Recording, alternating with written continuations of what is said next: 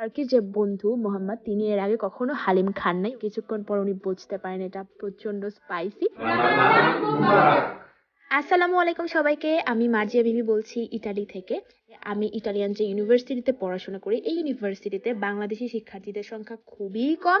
Even তো আমার ডিপার্টমেন্টে বাঙালি শিক্ষার্থী একমাত্র আমি। তো সবকিছু বিবেচনা করে সেদিন আমি একটা ইফতার গেট টুগেদারের আয়োজন করি, যেখানে আমরা 5 জন বন্ধু মিলে একসাথে ইফতার করব এবং 5 জন 5টা ভিন্ন দেশ থেকে আমরা আসছি ইটালিতে। তো গেট টুগেদারের আগে আমরা চলে যাই হচ্ছে গ্রোসারি শপিং করতে। আমাদের ইফতারিতে প্রয়োজনীয় যে জিনিসপত্রগুলো লাগবে সেগুলো কিনতে আমরা চলে যাই। খেজুর, বেসন, আদা, রসুন, ছোলা বুট, তারপর হচ্ছে মুড়ি থেকে শুরু করে যা যা লাগে সবকিছুই আমরা কিনে ফেলি।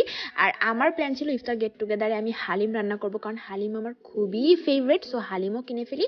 তো এই তো সবকিছু মিলায় আমাদের গ্রোসারি শপিং ডান হয়ে যায়। তো যাই হোক, নির্দিষ্ট সময়ে নির্দিষ্ট দিনে প্রয়োজনীয় জিনিসপত্র লাগেজে ভরে আমি চলে যাই আমাদের মিটিং প্লেসে, যেখানে আমরা ইফতার গেট টুগেদারটা করব।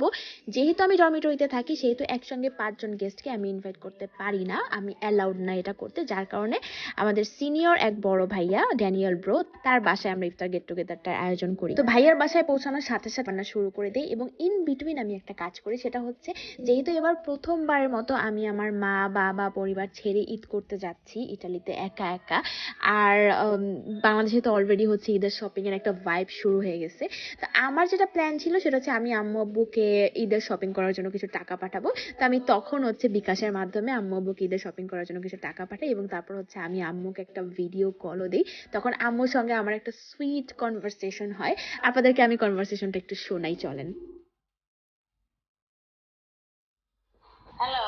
হ্যাঁ আম্মু, টাকা পাইছো? হ্যাঁ, এইমাত্র টাকা একটা দিতেছে আমার।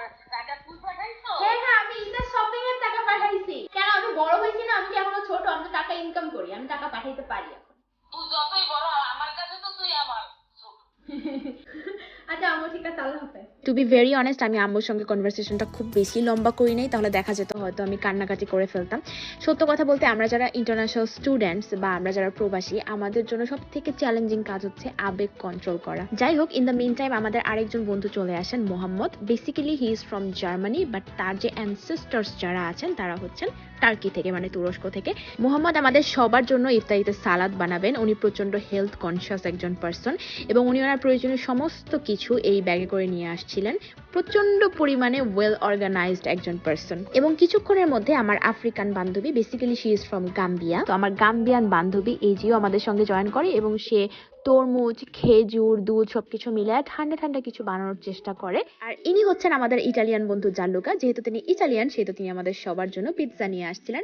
আর যার বাসায় আমরা ইফতার গেট টুগেদারটার আয়োজন করেছিলাম, ড্যানিয়েল ব্রো, তিনি আমাদের জন্য কোনো কিছু রান্না করেন নাই, কারণ তিনি আমাদেরকে বলেছিলেন যে তিনি আমাদের সবার রান্নার যাচাই বাছাই করে দেখবেন যে আজকে কাঠটা কেমন হয়েছে। এনিওয়েজ, এরপর চলে আসে ইফতার গেট টুগেদারের মেইন পার্ট। সেটা হচ্ছে আমরা সবাই মিলে একসঙ্গে মিলে মিশে ইফতার রেডি করতে থাকি তোড়জোড় করে, এবং এর ফাঁকে ফাঁকে আমরা কিন্তু সবাই সবার সঙ্গে কথা বলতে থাকি, যেটাকে আপনারা কালচারাল এক্সচেঞ্জ বলতে পারেন।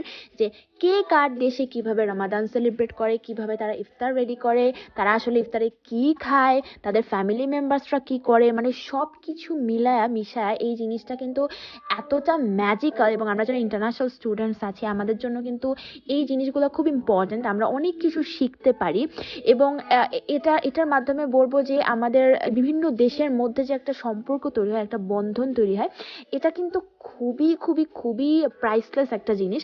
তো যাই হোক, কিছুক্ষণের মধ্যে ইফতারের সময় হয়ে যায় এবং আমাদের খাবারও রেডি হয়ে যায়। আমরা টেবিলে খাবার সাজিয়ে ফেলি এবং আমরা একজন আরেকজনকে খাবার সার্ভ করে দিতে থাকি। একটা মজার জিনিস আপনাদেরকে বলি, সেটা হচ্ছে এই যে আমরা একই টেবিলে 5টা ভিন্ন দেশের মানুষ বসে ইফতার করছিলাম।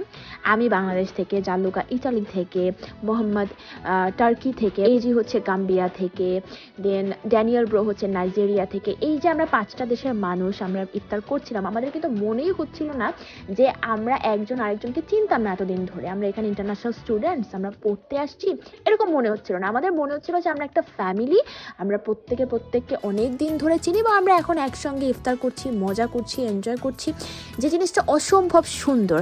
এবং আমার টার্কির যে বন্ধু মোহাম্মদ, তিনি এর আগে কখনো হালিম খান নাই, উনি কোনো বাঙালি খাবার ট্রাই করেন না এর আগে।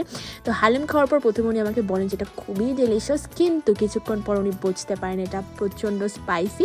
তো সাথে সাথে উনি পানি খান, কিন্তু উনি আমাকে বলেন যে উনি আরও অনেক ধরনের বাঙালি খাবার ট্রাই করতে চান ভবিষ্যতে। হাউএভার এটা ছিল আমাদের ইফতার গেট টুগেদার। তো সবার রান্না অসম ছিল, আমি বলবো আমার রান্না বেশি অসম ছিল।